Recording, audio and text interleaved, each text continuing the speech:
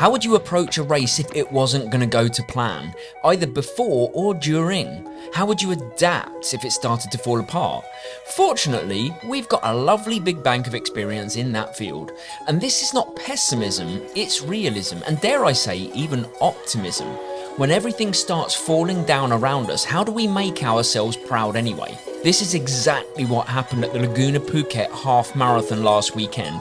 A 5 AM start in near 40 degrees of real feel heat and humidity at the lowest point of our marathon training fitness. So if you want some tips on how to deal with races that don't go your way, let's watch Mary nearly boil alive.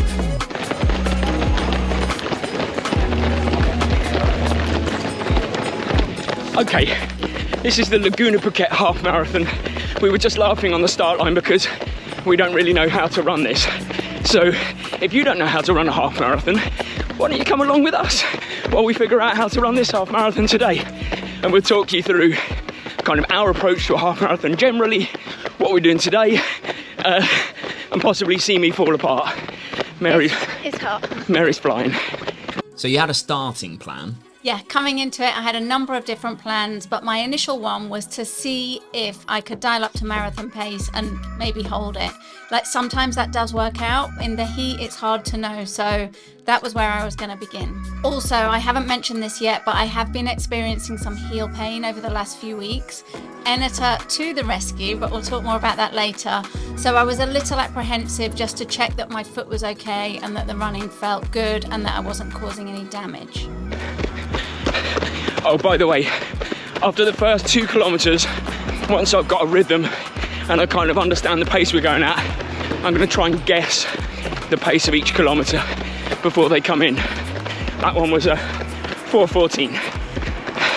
So now the game is on. So before we get going on how Mary's executing this race, it is worth saying, like, a half marathon is actually a completely different race depending on the pace that you run. So some people run it in an hour, some people over 3. So it's probably the race where there's the most requirements depending on you as a runner. Oh, aid station.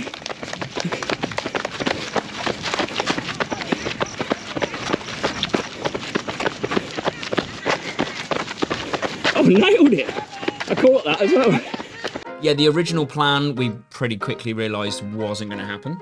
Yeah, it was so hard from the off. Like I think I hit marathon pace for around the first 2 kilometers, but then very quickly realised this was too hard. Yeah. It's early in a race, in a half marathon. It's the kind of weather you can't just run your normal pace because your heart rate will rise so high.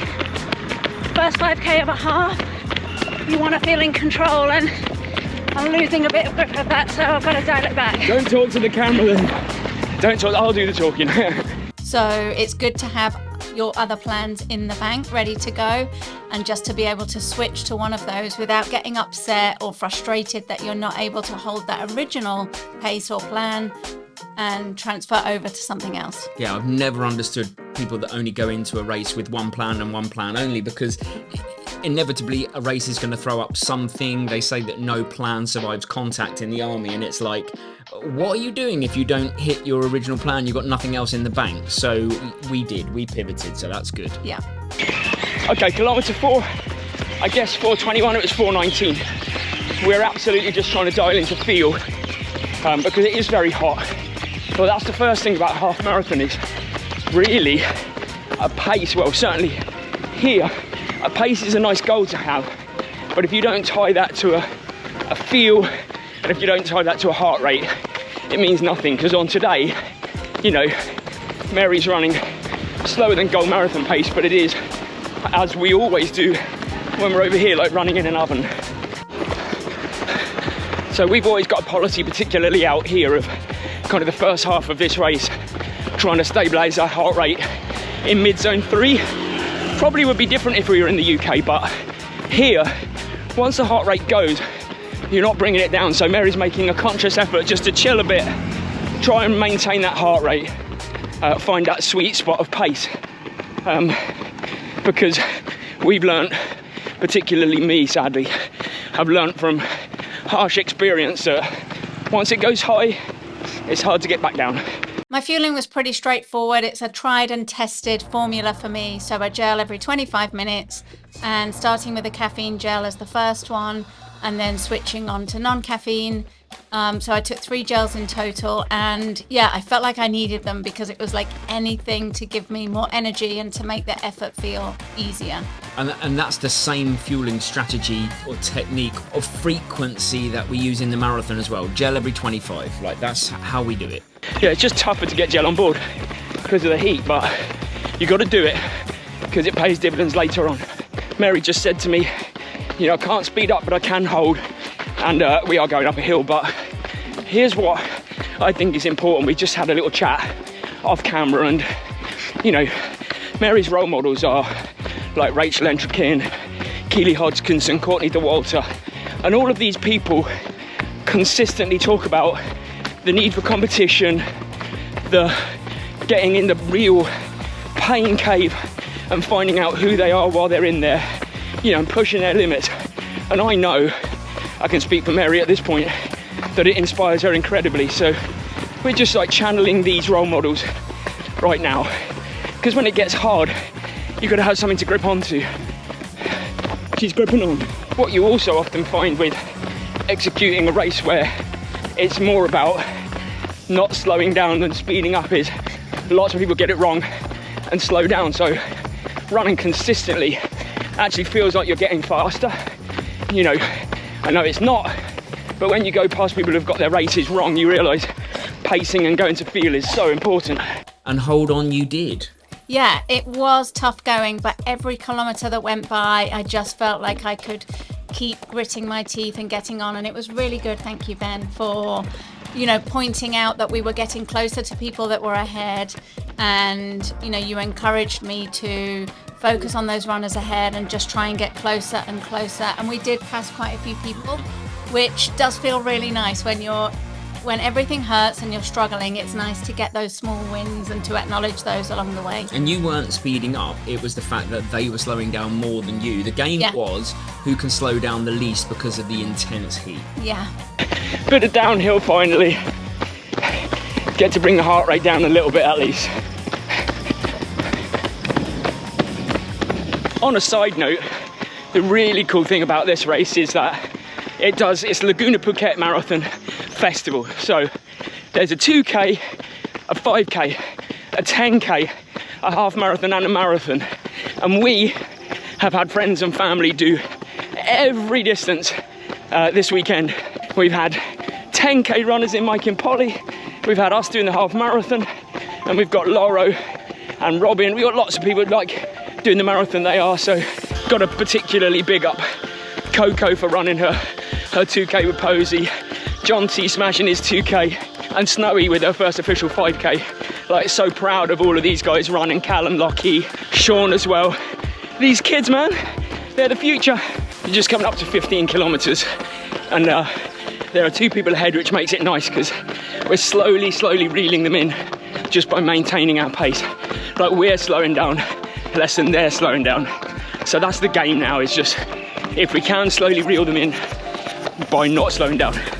And boom, that was a 4:34 kilometre, 1:07 for the 15K, which represents a huge victory given where we are in our training and the heat of the day.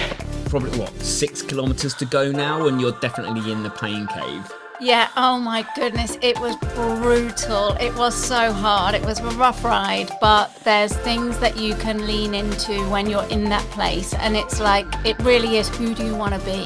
What person do you want to be when the going gets tough? And we, you know, Ben mentioned some of the inspiring female runners in particular that I've learned a lot from and that I enjoy listening to.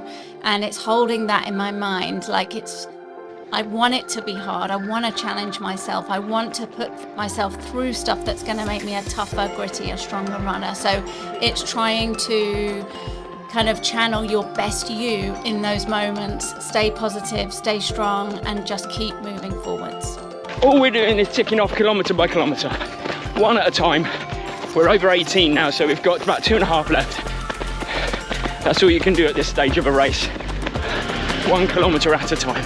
So I didn't say it fully on camera while we were racing, but really there was a woman closing in on Mary, and she was getting quite close at one point when Mary asked me to look backwards, and then Mary had two choices. Yeah, I could feel it. I could hear these footsteps, and I've never done this before, but I was like, look round, and there was a female runner closing in. I knew I was probably Trying to sneak up, I'm sure of it. Oh, well, I knew I was in 5th position and with potential to be on the age group podium. So at that point, I'd worked so hard, I didn't want to let anything go. So it probably gave me the final push I needed to really dig in and see what I could deliver in the last 2 kilometers. You in fact increased the gap again towards the end. So like that is testament to going into those dark places, that pain cave, whatever you want to call it. You had the two choices, give up, push on, and you chose the push on. Can hear the finish line. You've got a big gap there, you're fine. We turn the corner here to the finish. You've done it. And ultimately, you finished in a time of 1:36, which represents, I think, a pretty decent time in that heat. And you were 2nd in your age group. Yeah. 5th overall female. Yeah, to some really strong runners. Like that's some amazing women running there. So it's a pleasure to be on the podium with them and to see those other women running so well. And yeah, and initially I did have disappointment about my time because actually that was the time I ran my first ever half marathon in. Yeah. But you have to acknowledge and understand the impact of the heat. And I know I'm a stronger and more progressed runner, but it's just one of those days where you can't fulfill your time potential. That was the best I had on that day, and it's a run to be proud of.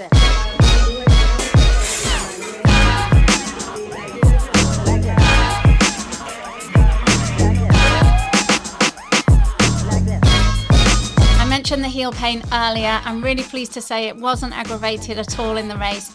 And my Eneters have actually saved me because I realised it's from walking barefooted a lot. We've got hard tile floors at home. So I've been wearing Eneters all day, every day, not just after my runs for recovery, but they've just given that heel a little lift and completely solved my problem. So thank you to Eneter. Yeah. This is my favourite colour, Eneter. Like, these are people that know what they're talking about when it comes to feet, so, you know, that's helped solve your problem. Yes, thank you, Eneter. I've seen there's some gorgeous new colours coming, so I'll keep my fingers crossed for some pink to come my way. But yeah, they've been a game changer, lifesaver for me, so that's awesome. And that's it. Our next race officially is Sydney Marathon. We might put a couple of half marathons in between now and then.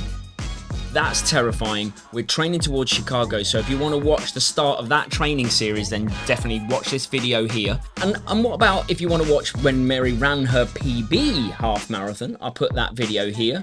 And make sure you get subscribed to follow the journey. Thanks so much for watching and coming with us on this brutal run. Yeah, appreciate your support. See you soon.